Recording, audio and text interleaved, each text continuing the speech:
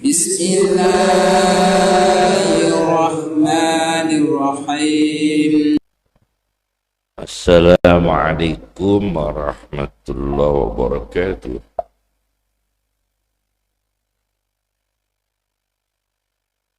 Bismillahirrahmanirrahim. Alhamdulillah. Salatan wassalaman ala Muhammad ibn Abdillah Rasulillah wa ala man sahibah wa tabi'a hudah ma ba'd. Wal hayatus sa'idah ya hayatur ruh wal jismi binurillah. Kehidupan yang bahagia, wal hayatu as-sa'idatu bahagia, ya ialah hayatur ruh wal jismi, kehidupan ruhani dan jasmani, binurillah, dengan cahaya Allah. Hidup yang bahagia itu adalah hidup yang secara ruhani maupun jasmani ada cahaya Allah. Cahaya Allah ini digambarkan dengan beberapa bentuk, beberapa macam, yakni perwujudan dari cahaya yang diberikan Allah yang membawa manusia hidup bahagia. Itu ada beberapa bentuk. Satu, dia hayatun thayyibah, ialah hidup yang baik. Hidup yang baik bagaimana? Al-Quran mendefinisikan, qala Allah Ta'ala, Allah berfirman, man amila salihan, orang yang beramal baik, min zakarin, laki-laki, au unsa, atau perempuan, sama, laki-laki dan perempuan dalam beramal baik, dalam berkarya baik, dalam mewujudkan potensi-potensi yang baik. Wa huwa mu'minun, asalkan dia beriman. Jadi ada dua catatan, beramal baik dan beriman. Falanuhyiyannahu, maka sungguh aku beri kehidupan dia, hayatan thayyibah, kehidupan yang baik. An-Nahl surat Lebah ayat 97. Jadi orang mau bahagia, pertama hidup baik. Hidup baik ini dengan ujian, atau sabar. Kemudian hidup yang baik diartikan syukur ketika berhadapan dengan nikmat. Tetapi kalau menerima apa adanya, berhadapan dengan apapun, ridho, menerima, itu berhadapan dengan apapun. Yakni ketika rezeki kita naik turun, nah kita menerima, ridho dengan Allah. Itu ketika kita sehat, ketika kita sakit, ketika bahagia, ketika menderita. Nah, makna hidup yang baik adalah menerima apa adanya dengan ridho. Itu makna yang disetujui oleh tafsir Al-Kasyaf karya Az-Zamakhsyari. Kemudian bahagia yang kedua, hayatun mutmainnah, kehidupan yang tentram. Nah, ini penting sekali. Kehidupan yang tentram. Hari ini, ibu-ibu, bapak-bapak, siapa yang paling gelisah pada hari ini? Saya kira yang paling gelisah pada hari-hari seperti ini, masa-masa politik, itu ya calon DPR. Itu termasuk orang yang paling gelisah.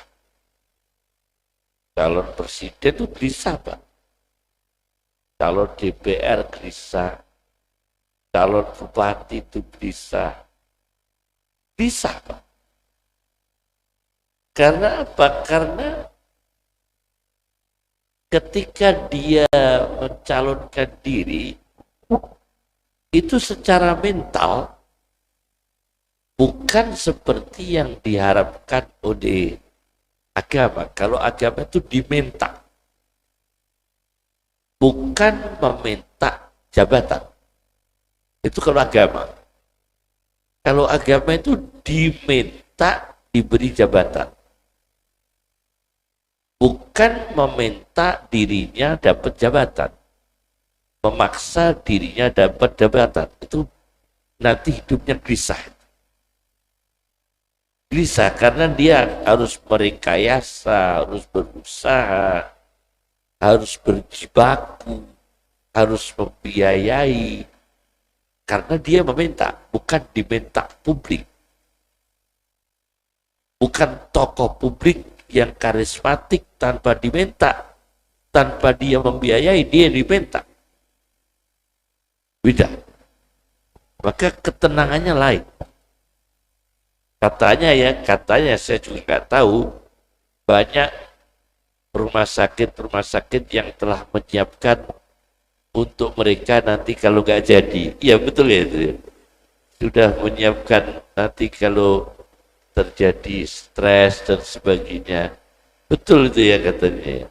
Saya juga nggak tahu. Yakni orang seperti itu memang berat, Pak. Berat.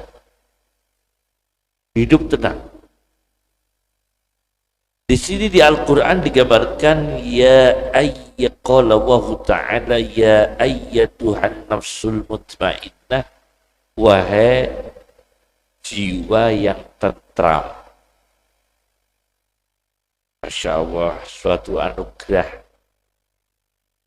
Orang tentram itu anugerah sekali. Ada orang diceritakan oleh Dr. Aid Al-Qarni.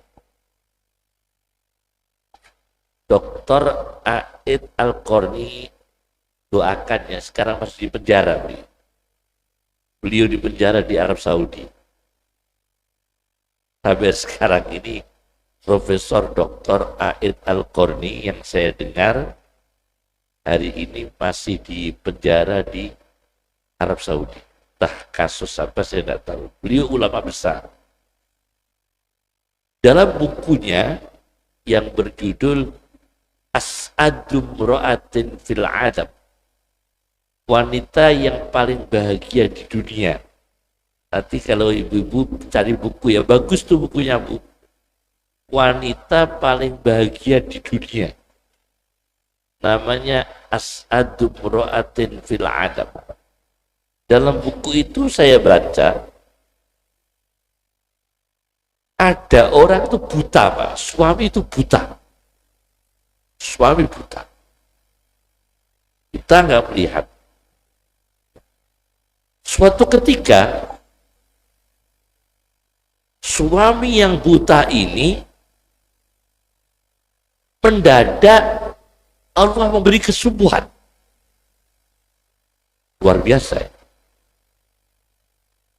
Ini mendadak di Arab ada orang itu buta, suami mendadak sembuh. Bahagia enggak? Saya tanya, bahagia enggak?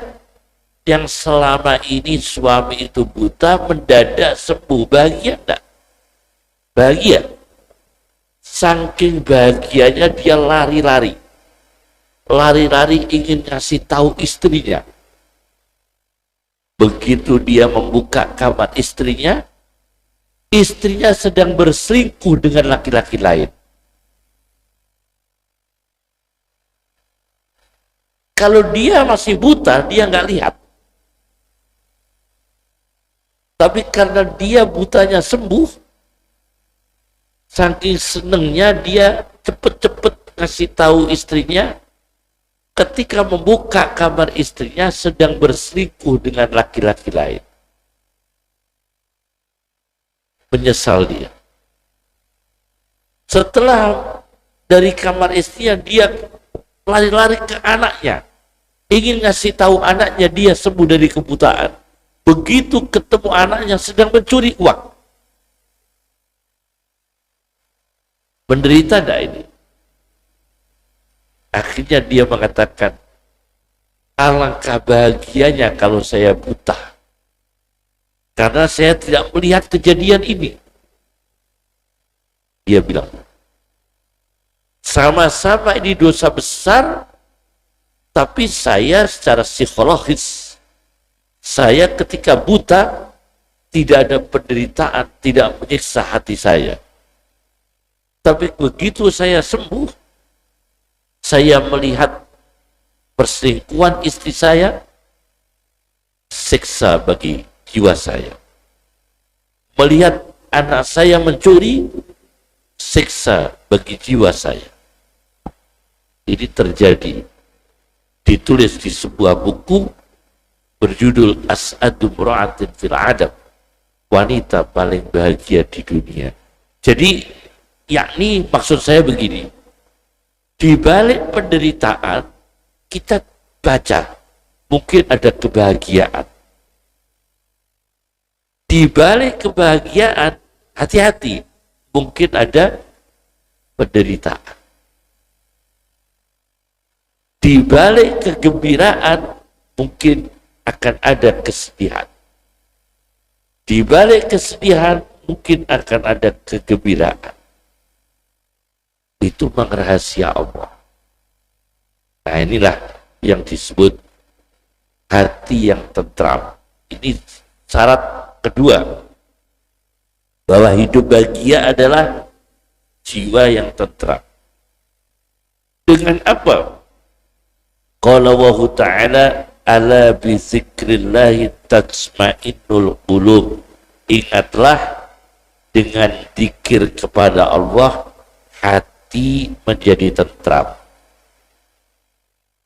Maka ada thariqah ya. Kapan-kapan nanti akan saya berikan zikir ya, supaya jadi thariqah zikir ya. Saya akan memberikan zikir, Jadi zikir itu kalau bisa nanti kita amalkan untuk kebahagiaan kita, kesehatan kita, kecerdasan anak-anak kita, kesolihan kita, berkahnya rezeki kita, akan saya berikan zikir. Saya punya zikir namanya zikir jogo alam. Apa? Zikir apa? Jogo alam. Untuk alam fisik, alam jiwa, alam bumi, alam unsur, alam rezeki, pokoknya doa jogo alam. Insya Allah dengan zikir hati kita tentram. Jadi hidup yang bahagia, satu hidup yang baik, dua hidup yang tentram. Yang ketiga, hayatun aminah, hidup yang aman. Ini penting ya, hidup yang aman. Aman ya, aman. Semoga Indonesia aman ya. Semoga Indonesia aman. Insya Allah aman. Bi amanillah. Dan kita tidak ada kebencian, tidak ada apa ya, pelaknat, tidak ada penyakit-penyakit yang apa sentimen ya. Itu tauhid yang saya terima dari ayah saya dengan para pemimpin. Seburuk apapun kita doakan baik. Kita doakan baik, diberi hidayah. Yang tidak boleh itu mau memuji. Kalau ada pemimpin, Pak, Ibu-ibu, kepala negara, pejabat, jangan dipuji. Lah kalau menghujat juga jangan. Memuji jangan. Memuji itu jangan. Kenapa?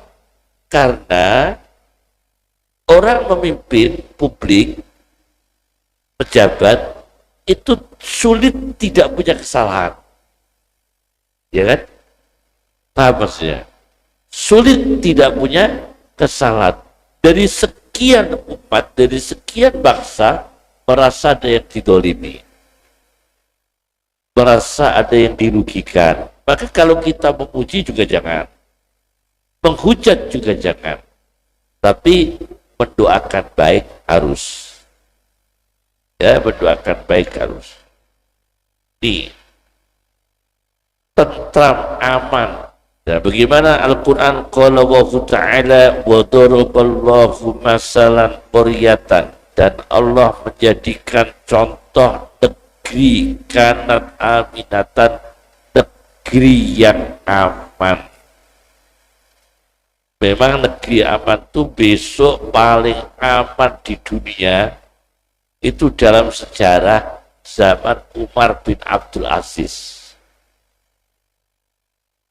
Zaman Umar bin Abdul Aziz, Pak, kambing bertemu serigala itu diteliti di alam liar, di hutan-hutan, di apa itu padang pasir. Kambing ketemu serigala itu tidak bertengkar. Singa ketemu singa itu di wilayahnya pemerintahan Umar bin Abdul Aziz tidak ada yang konflik. Binatang buas. Saking berkahnya, adilnya Umar bin Abdul Aziz. Itu pernah ada penelitian. Sampai binatang dengan binatang saja nggak bertengkar. Saking adilnya pemimpin. Negara yang aman, negeri yang aman. Kita jangan terlalu apa ya,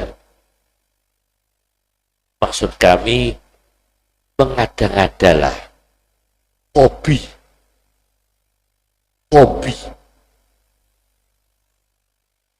kita jangan terlalu apa ya,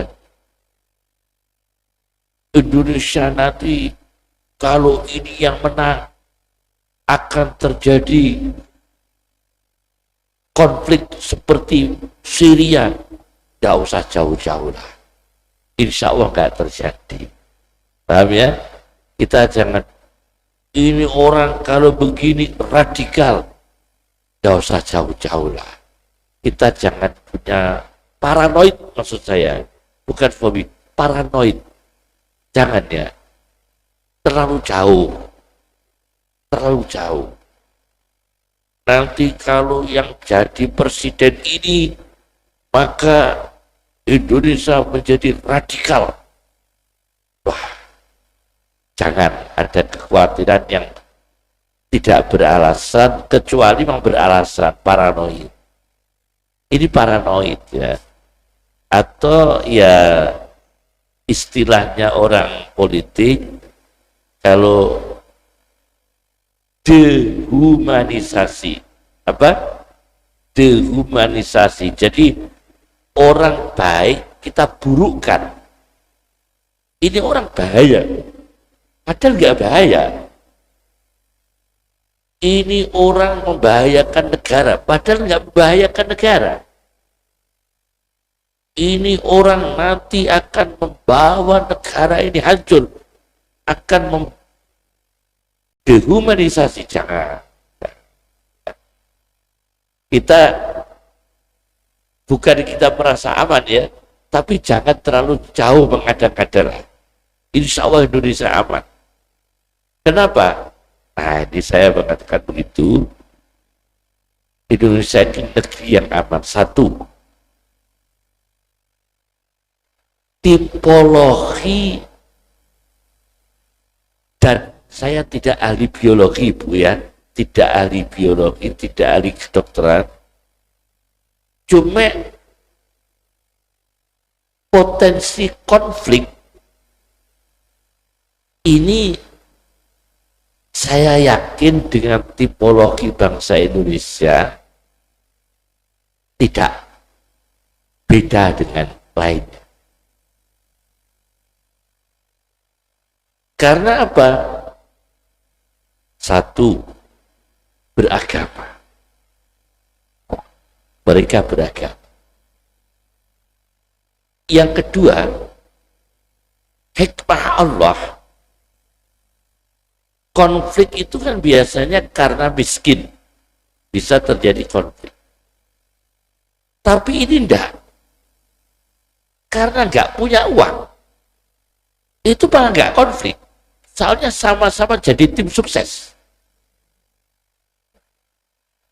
Menurut saya dulu Pak. Podo gak duit-duitnya. Jadi timnya sana dapat uang, jadi timnya sana dapat uang.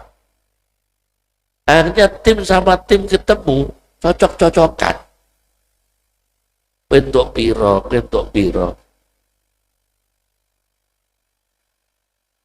Ini tidak baik sebetulnya tidak baik. Tapi karena mereka punya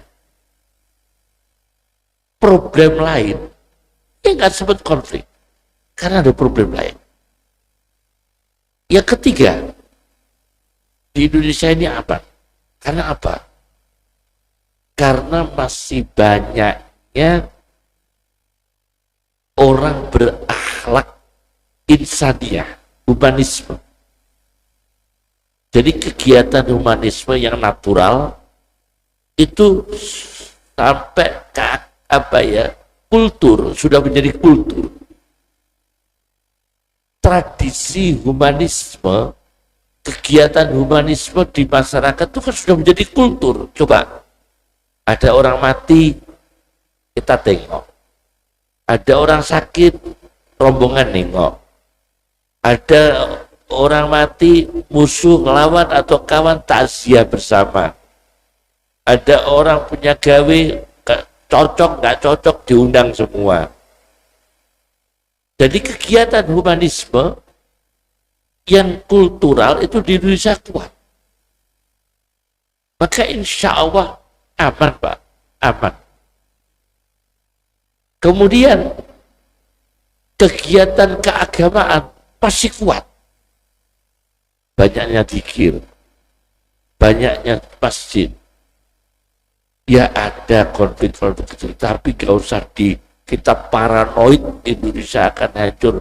Jangan ya, tidak boleh ya. Karena hadis Nabi mengatakan, Rasulullah mengatakan, la tasubud dahro, jangan mencaci maki zaman.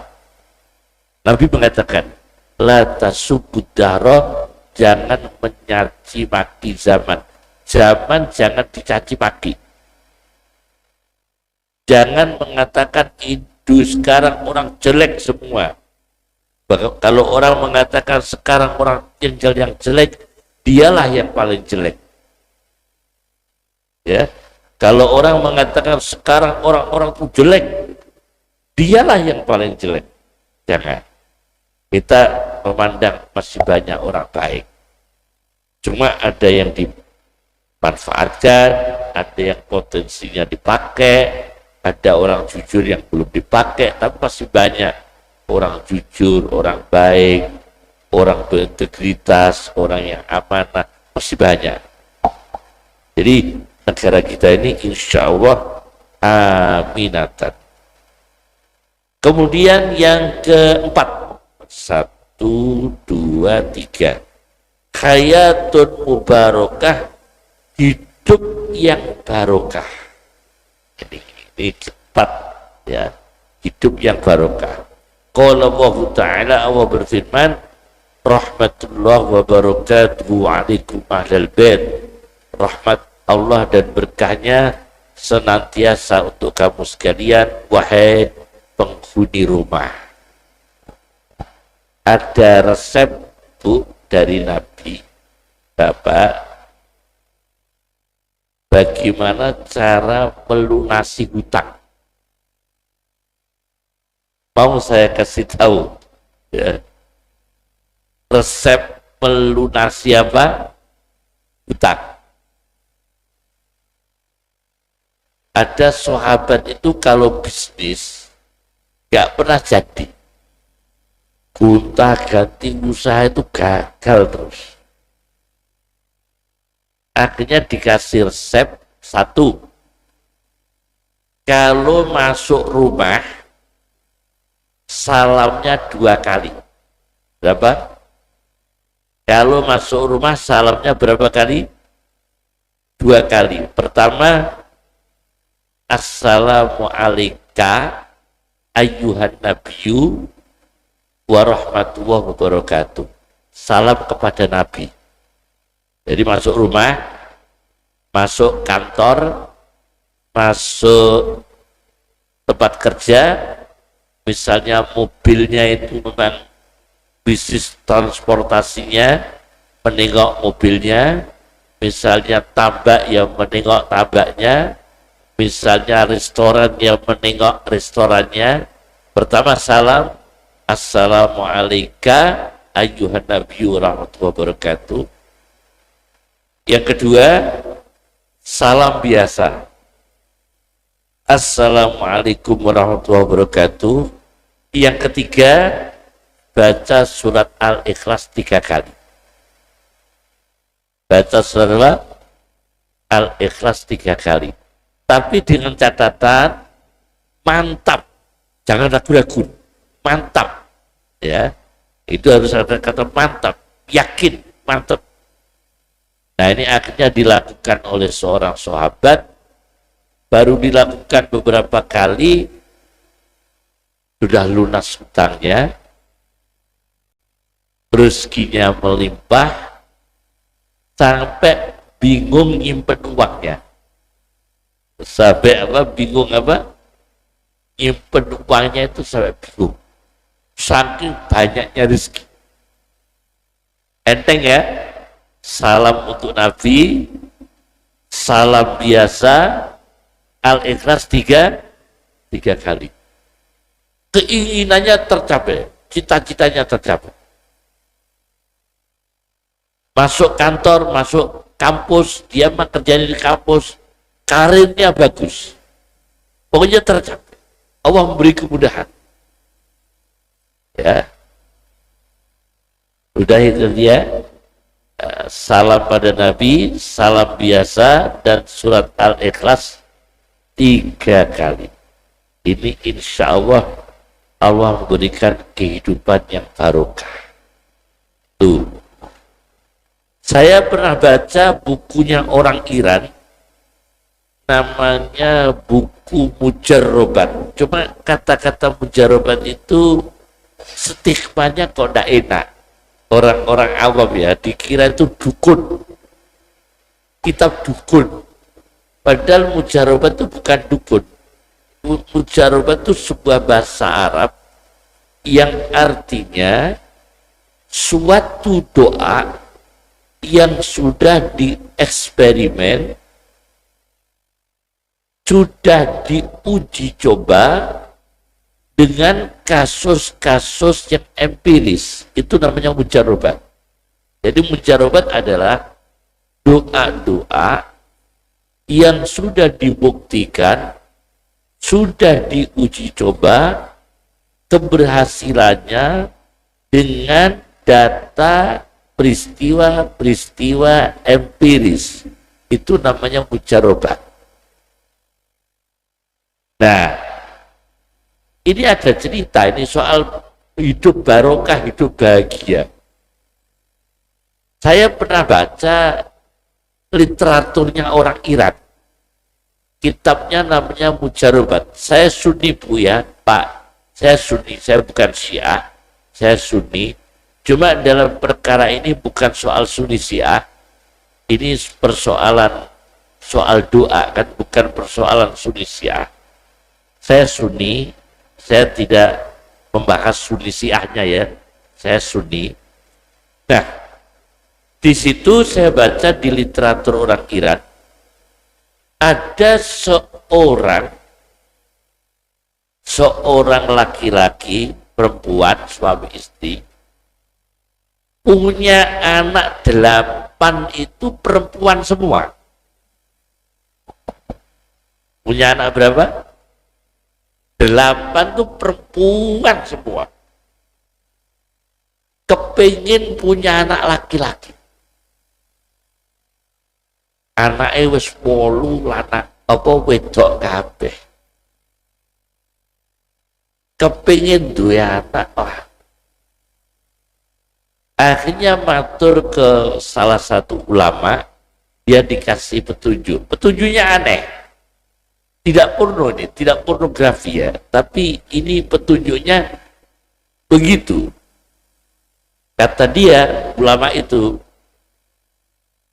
kalau mau melakukan hubungan biologis dengan istrinya yang sah,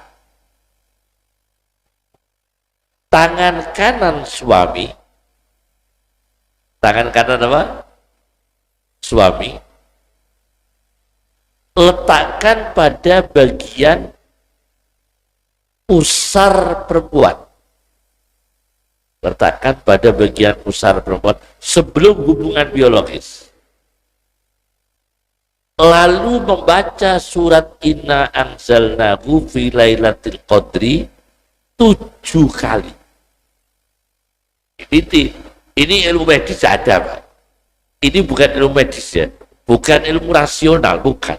Ini adalah orang menguji coba doa, diuji dengan berbagai kasus,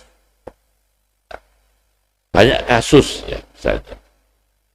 Nah, ini saya baca di literatur orang Iran, literaturnya orang Iran. Nah, setelah itu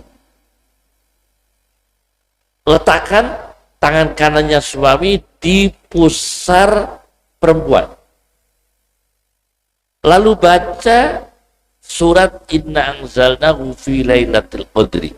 Kan di situ ada ayat terakhirnya, salamun hiya hatta matla'il fajr. Selamat, selamat. Nah, 7 kali. Akhirnya itu dilakukan.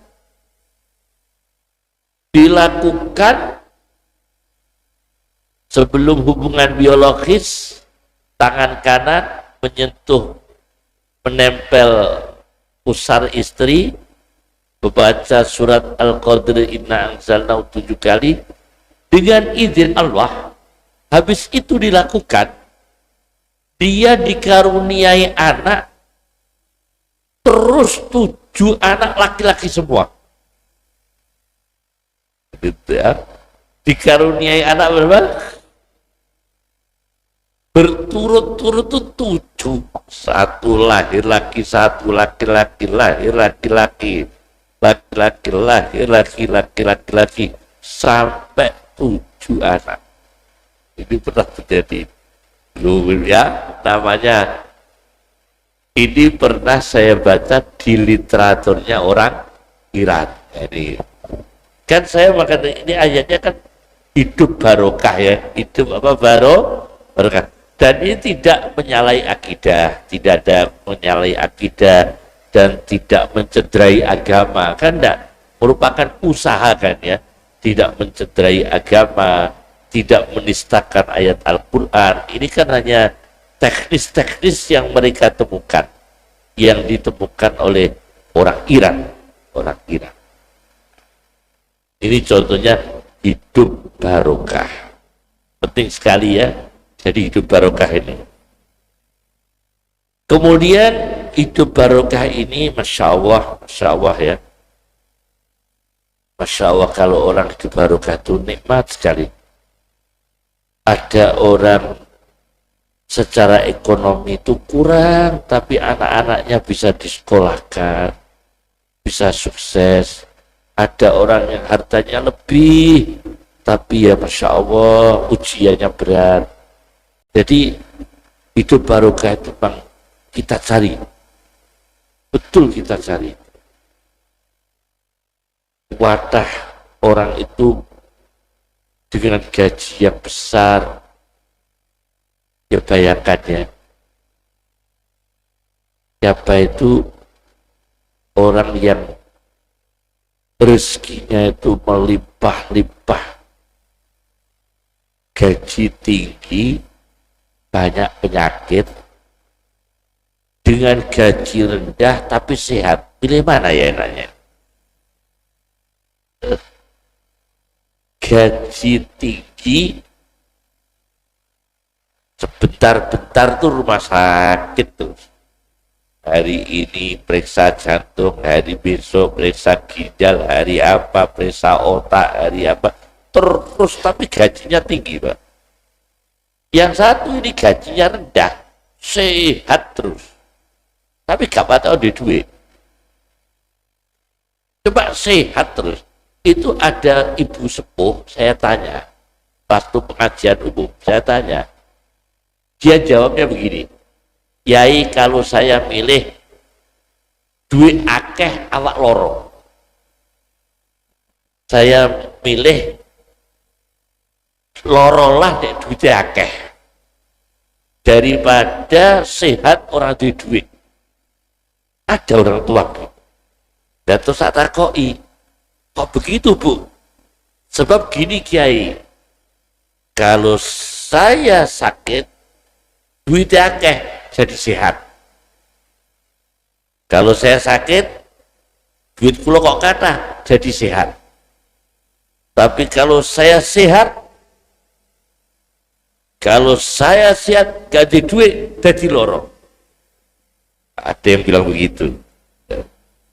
Tapi sebetulnya ya tadi ya, memang rezeki yang melimpah dengan pengeluaran yang luar biasa, Masya Allah. Bayangkan ya, bayangkan. Jadi barokah itu penting sekali. Anak-anak kita semoga barokah semua ya. Al-Quranul Karim, maka Al-Quran yang mulia hadana, memberikan petunjuk kepada kita ilal hayatis sa'idah, pada kehidupan yang bahagia, binuril iman, dengan cahaya iman, wal amalis salih, dengan karya yang baik, kerja yang bagus, di kantor yang bagus, menjadi dosen yang bagus, menjadi karyawan yang bagus, menjadi profesi apapun yang bagus. Kadang-kadang kubang mengakok nanti kok. Memang kalau ndak ahlinya itu bingungkan orang. Saya itu pernah punya mesin cuci kuno. Harganya itu 250.000 mesin cuci. Rusak tak dadak loh Pak. Dandane tak 750.000. Tak pikir mesin cuci harga 250.000 rusak, tak dandak no kok tak 750.000 lebih. Ini kalau kita pikir nih, tak pikir sing bodoh aku kok dewe ya tak pikir. HP harga 250.000, Ditandakno ke tukang servis yang bukan ahlinya, bilang LCD-nya kena, ini kena, dan dari kena. Pinten Pak, ongkosnya Pak 650. HP-nya harganya 250.000, dandane entek 650. Menyedihkan enggak itu Pak? Karena apa? Ya karena kita ketemu orang yang bukan berilmu, bukan ahlinya, bukan ahlinya. Dulu di Jombang, ini cerita, mohon maaf ya para dokter ya, di Jombang itu ada orang tua, matanya itu nggak kelihatan, orang tua, orang kampung. Nah, periksa ke dokter mata, periksa ke dokter mata, ternyata orang tua ini awam. Ternyata ini apa, alisnya apa ini? Di atas mata itu apa ini? Alis itu apa itu? Bulu apa itu? Bulunya. Bulu yang di atas mata persis. Terlalu panjang. Menutupi matanya. Sama dokternya dilihat, gak ada penyakitnya. Sama dokter matanya gak ada penyakitnya. Dijikukno gunting, ya dipotong kali dokternya. Sampun Mbah, ketinggal betul Mbah. Alhamdulillah Pak Dokter, matur suwun sangat. Kula niki bingung, mata kula kok gak ketok. Niki kok jenengan gunting kok langsung ketok. Berapa ongkosnya? Mahal. Sama dokter mata itu dikasih ongkosnya Pak.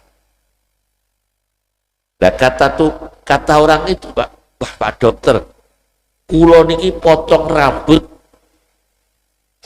kuwatah niku murah kok, niki jenengan motong sithik kok larang. Kata orang awal tadi, saya motong rambut itu banyak, kepala, potong kepala, rambut kepala itu lama dan banyak rambut yang dipotong, itu murah Pak. Lah iki kok larang. Kata dokternya, sing larang gak nugele sekolahku. Kata dokternya begitu, sing larang gak nugele tapi apa sekolahku, kata dokter. Nah, ini jadi Bang, orang berilmu. Jadi orang berilmu. Oleh karena itu amal soleh ya, amal soleh itu perlu sekali. Kemudian wazikrillah, dzikir Allah. Wahifdiddin, menjaga agama. Wanafsi, menjaga jiwa ya. Wanafsi, wanasri, menjaga anak keturunan. Menikah dengan pernikahan yang sah. Jangan hidup permisif, hidup bebas, akhlak yang liberal, pergaulan bebas. Insya Allah banyak orang terlantar, anak gak tahu ayahnya, gak tahu ibunya, itu di barat, di Eropa, lebih-lebih yang daerah negara-negara yang tanpa agama seperti Rusia, Jerman sekarang, mau dibilang dari Jerman dulu Nasrani, sekarang kan ateis. Jerman ateis. Ya Allah, ya Allah. Kemudian Rusia ateis. Wah, jual beli ginjal. Cina biasa itu. Jual beli organ untuk bayar hutang. Wanasli, walakli, menjaga akal. Itu dengan itu kehidupan yang bahagia, menjaga akal. Tidak ada gangguan. Apa gangguannya? Macam-macam gangguan akal itu. Wal mal, menjaga harta. Wal mal, menjaga harta. Ihtada ilaiha ulul al-qulub as-salibah. Dapat hidayah pada kehidupan yang bahagia orang yang punya hati yang selamat, hati yang sehat, wal arwah munawwarah wal arwakhil munawwarah, dan orang yang punya jiwa yang bercahaya, diberi cahaya binurillah, dengan cahaya Allah Al-Hakim yang maha bijaksana. Cukup dari saya. Assalamualaikum warahmatullahi wabarakatuh.